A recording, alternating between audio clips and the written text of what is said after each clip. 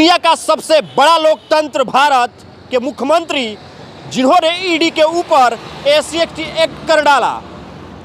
जी हाँ, हम बात कर रहे हैं झारखंड के मुख्यमंत्री हेमंत सोरेन की। वही हेमंत सोरेन जो 31 घंटे तक लापता थे।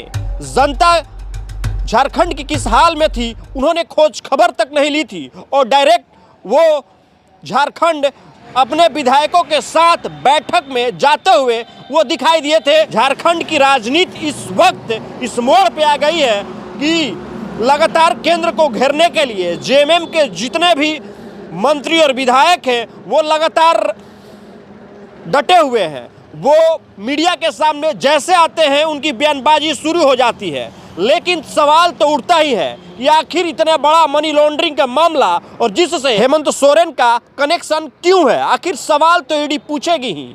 अब ये सवाल जनता के सामने है क्योंकि जनता का जनमंच, जनता का साथ ही जो है आज मुख्यमंत्री पद पर हेमंत सोरेन को बैठा कर रखा है।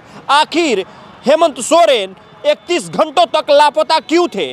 आज जैसे ही 1 बजे के बाद ईडी उनके आवास पे जाती है उनसे पूछताछ करने के लिए, उसके तुरंत बाद से जो सुरक्षा व्यवस्था है वो इतनी बढ़ा दी जाती है झारखंड के अंदर में। अब आप सोचिए आप और समझिए कि विधायक दलों की बैठक होती है, तमाम वो जेएमएम के मंत्री और विधायक होते हैं और उसमें वहां पर कल्पना सोरेन भी उस मीटिंग में दिखाई देती है। तो कयास ये भी लगाए जा रहे हैं कि आने वाले वक्त में जो परिवारवाद है जेएमएम के अंदर में, क्या वो सीएम पद की कुर्सी अब कल्पना सोरेन संभालेंगी? ये जनता के सामने एक सवाल है। वहीं बिहार में जिस तरीके से लालू यादव और उसके बाद तेजस्वी यादव से ईडी ने पूछताछ किया, वैसे ही विपक्ष लगातार हमलावर है। इंडिया घटक के तमाम वो नेता वो बीजेपी पे एक सवाल खड़ा कर रहे हैं। बीजेपी को सवाल के घेरों में लाकर खड़ा कर दिया है कि आखिर बीजेपी के जो अधिकारी हैं, बीजेपी की जो सत्ताधारियों की जो एजेंसियां काम कर रही है इशारों पर, उसके ऊपर सवाल क्यों खड़ा हो रहा है? आखिर जब हेमंत सोरेन जब इस मामले में संलिप्त नहीं थे तो उन्हें डर किस बात का था? अपने झारखंड की जनता को अनाथ करके वो क्यों चले गए थे? यह झारखंड की जनता हेमंत सोरेन से एक सवाल पूछती है कि आखिर जब वापस 31 घंटा के बाद जब झारखंड की भूमि पर जब उन्होंने अपना कदम रखा तो जनता की बात, जनता किस हाल में है न जानते हुए सिर्फ और सिर्फ सरकार को बचाने के लिए उन्होंने मीटिंग कर डाली और मीटिंग में ही डायरेक्ट वो दिखाई दे रहे थे।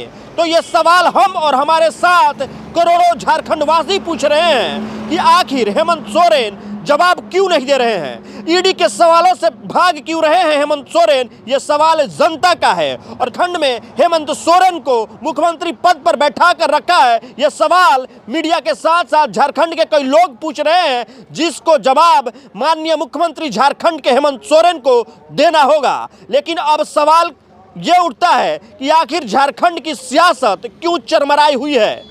क्या हेमंत सोरेन भी नीतीश कुमार की तरह पलटी मारने को तैयार हैं? ये भी सवाल मीडिया की सुर्खियों में बना हुआ है और सूत्रों से खबर सामने निकल कर आ रही है।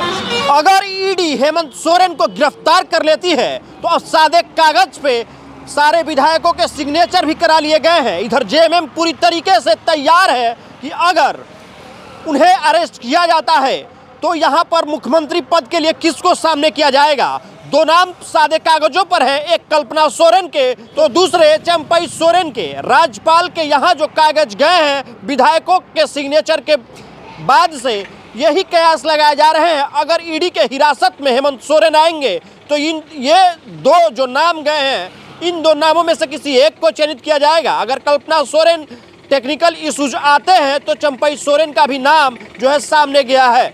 यही इस वक्त झारखंड की राजनीति में जो चल रहा है वो हम आपको बता रहे हैं। लेकिन सोचना अब जनता को है क्योंकि चुनाव अब काफ़ी नज़दीक है। तो ये जो चीज़ें चल रही है झारखंड के राजनीति में, तो क्या ये सही है? विकास बाधित हो रहा है या नहीं हो रहा है, ये तो अनुमान लगाने की बात है। लेकिन विकास जो है वो बाधित हो रहा है। विकास ऐसे में झारखंड का नहीं हो पाएगा क्योंकि जो दाग हेमंत सोरेन के ऊपर लगा है वो डिटर्जेंट पाउडर की तरह छूटने वाला नहीं है, कपड़े का दाग नहीं है, वो एक बड़ा मनी लॉन्ड्रिंग का मामला है।